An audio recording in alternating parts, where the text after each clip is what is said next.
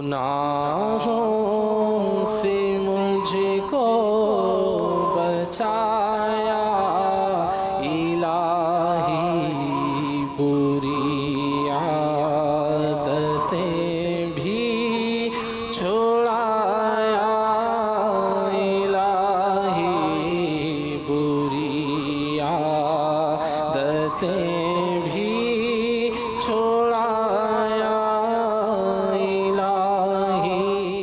ایک بادشاہ اپنے مصاحبوں کے ساتھ کسی باغ کے قریب سے گزر رہا تھا کہ اس نے دیکھا باغ میں سے کوئی شخص سنگریزے یعنی چھوٹے چھوٹے پتھر یا چھوٹے چھوٹے کنکر پھینک رہا ہے۔ ایک سنگریزہ خود اس کو بھی آ کر لگا۔ اس نے خدام کو دوڑایا کہ جا کر سنگریزے پھینکنے والے کو پکڑ کر میرے پاس لیا۔ چنانچہ خدام نے ایک گنوار کو حاضر کر دیا۔ بادشاہ نے پوچھا یہ سنگریزے تم نے کہاں سے حاصل کیے؟ اس نے ڈرتے ڈرتے جواب دیا میں ویرانے میں سیر کر رہا تھا کہ میری نظر ان خوبصورت سنگریزوں پر پڑی، میں نے ان کو جھولی میں بھر لیا۔ اس کے بعد پھرتا پھراتا اس باغ میں آ نکلا اور پھل توڑنے کے لیے یہ سنگریزے استعمال کر لیے۔ بادشاہ نے کہا تم ان سنگریزوں کی قیمت جانتے ہو؟ اس نے عرض کی نہیں۔ بادشاہ بولا یہ پتھر کے ٹکڑے دراصل انمول ہیرے تھے جنہیں تم نادانی کے سبب ضائع کر چکے۔ اس پر وہ شخص افسوس کرنے لگا۔ اب اس کا افسوس بیکار تھا کہ وہ انمول ہیرے اس کے ہاتھ سے نکل چکے تھے۔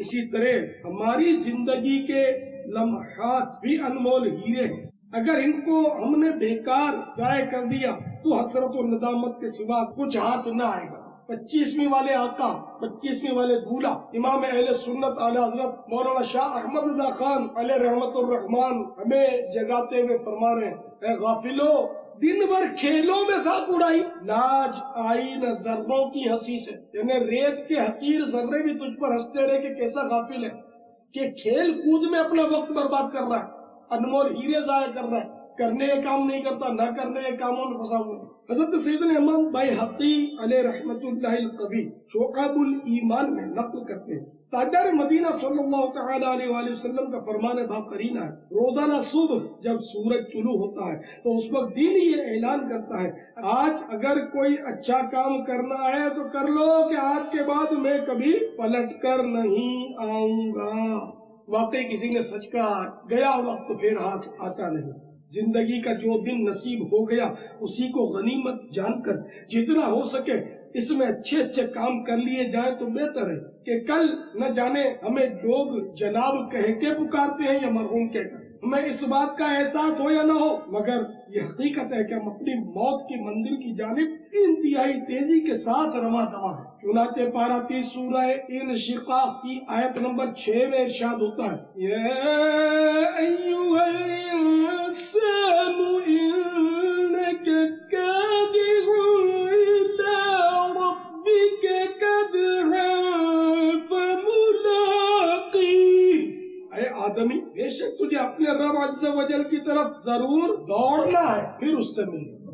ہم چل نہیں رہے، دوڑ رہے اپنی منزل کی جانب، لمحہ بلمحہ ہم اپنی موت کی منزل کے قریب سے قریب تر ہوتے چلے جا رہے ہیں، مرتے جاتے ہیں ہزاروں آدمی، عاقل و نادان آخر موت ہے۔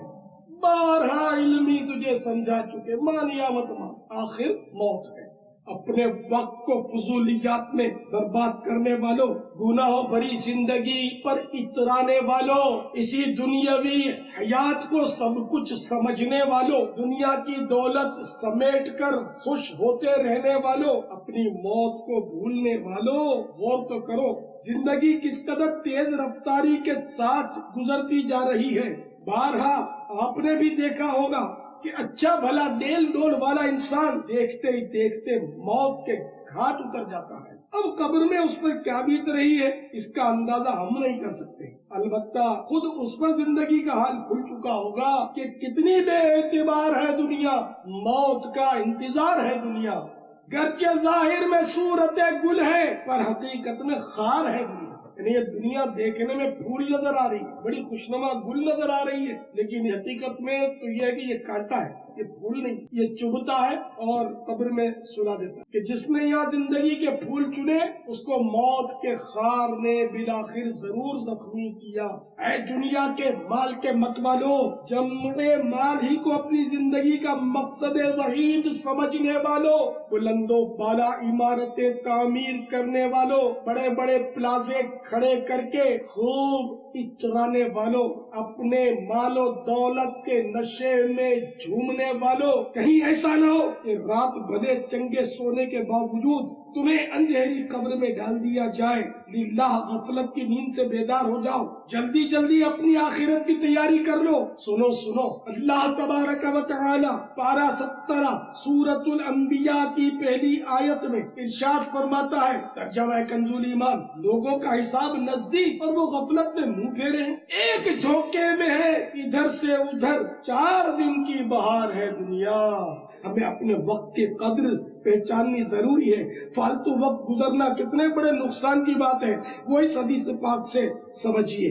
چنانچہ تاجدار مدینہ، قرار قلب و سینہ، فیض گنجینہ، باعث نزول سکینہ، صاحب معطر پسینہ صلی اللہ تعالی علیہ وآلہ وسلم کا فرمان باقرینہ ہے، اہل جنت کو کسی چیز کا بھی افسوس نہیں ہوگا سوائے اس ساعت یعنی گھڑی کے جو دنیا میں اللہ عز و جل کے ذکر کے بغیر گزر گئی۔ اللہ کے نیک بندوں کو اس کا بڑا احساس رہتا تھا کہ کوئی لمحہ اللہ کی یاد کے بغیر نہ گزرے، کہ جو لمحہ گیا وہ پلٹ کر اس میں آنا ہی۔ چنانچہ حافظ ابن عساکر علیہ رحمت اللہ القادر تبیین و کذب المفتری میں فرماتے ہیں کہ 5ویں صدی ہجری کے مشہور بزرگ حضرت سیدنا سلیم رازی رحمت اللہ علیہ کا قلم جب لکھتے لکھتے گھس جاتا تو خط لگاتے یعنی نوک تراشتے ہوئے، کیونکہ آج کل جو پین ہمارے ہوتے ہیں ایسے تو پین ان دنوں نہیں ہوتے تھے، لکڑی کے قلم ہوتے تھے، اسی کو چھیل کر اس سیاہی میں ڈبو ڈبو کر لکھتے تھے۔ جب یہ نوک گھس جاتا تو اس کی نوک بناتے تھے، اس کو خط لگانا بولتے ہیں۔ تو خط لگاتے ہوئے ذکر اللہ شروع کر دیتے، لکھنا موقع ہوا خط لگا رہے تو اللہ اللہ کرنا شروع کر دیتے تاکہ یہ وقت جو صرف خط لگاتے ہوئے ہی صرف نہ ہو جائے۔ حالانکہ اللہ کے نیک بندے اچھا اچھا لکھتے تھے اور ہمیں دے گے لکھ کر، دین کی کتاب ہے، تو یہ ان کا کام بھی کار ثواب ہوتا تھا۔ تو اب اس نیت سے قلم کو خط لگانا بھی کار ثواب ہے، نیک کام ہے، لیکن ایک پنتھ دو کاج، ایک ثواب کا کام اگر ہو رہا ہے تو اس میں اگر دوسرا بھی شامل ہو جائے تو کیا برا؟ وہ تو قیامت دن قدر اس کی پتہ چلے گی کہ جب انسان ایک ایک نیکی کے لیے ڈھونڈ رہا ہوگا کہ کوئی مجھے ایک نیکی کم پڑ رہی ہے، نہ ماں دینے کے لیے تیار ہوگی، نہ باپ دینے کے لیے تیار ہوگا، نہ بیوی نہ بچہ، کوئی بھی اپنی نیکی نہیں دے گا، اس کو ہر ایک یہی کہہ رہا ہوگا کہ مجھے بھی نیکیوں کی ضرورت ہے۔ لیکن آج ہم غفلت کی نیند سوئے ہوئے، ہمیں نیکیاں کمانے کا موقع ہے مگر کما نہیں ہے، افسوس۔ حالانکہ نیکیاں کمانا خدا کی قسم ہمارے لیے بہت آسان کر دیا گیا، اتنا آسان اتنا آسان اتنا آسان کہ اس دنیا میں رہتے ہوئے اگر چاہیں تو 1 سیکنڈ کے اندر، 1 منٹ کی 60 سیکنڈ، یہ مبالغہ، 1 سیکنڈ نہیں تو 1.5 سیکنڈ 2 سیکنڈ میں جنت کے اندر ایک درخت لگا سکتے ہیں، درخت جنت کے اندر۔ اور اگر جنت میں درخت لگوائیں گے تو ظاہر ہے کہ انشاءاللہ جنت میں بھی جائیں گے۔ ابن ماجہ شریف کی حدیث پاک میں ہے کہ یہ 4 کلمات جو کہہ لیں اس کے لیے فی کلمہ 1 درخت جنت میں لگایا جائے، یہ حدیث کا خلاصہ ہے۔ وہ 4 کلمات کیا؟ سبحان اللہ، الحمدللہ، لا الہ الا اللہ، اللہ اکبر، یہ 4 کلمات ہیں۔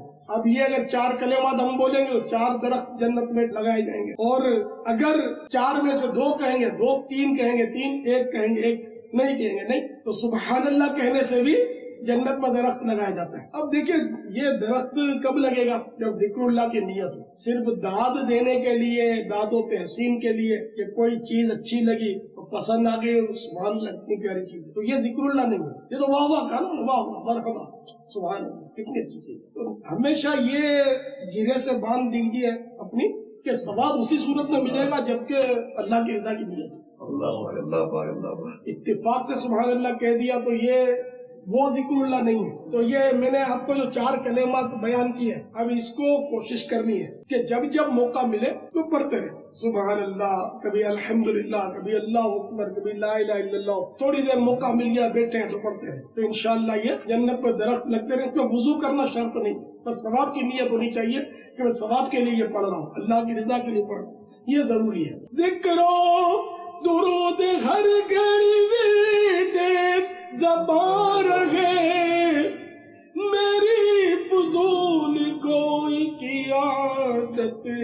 निकाल दो।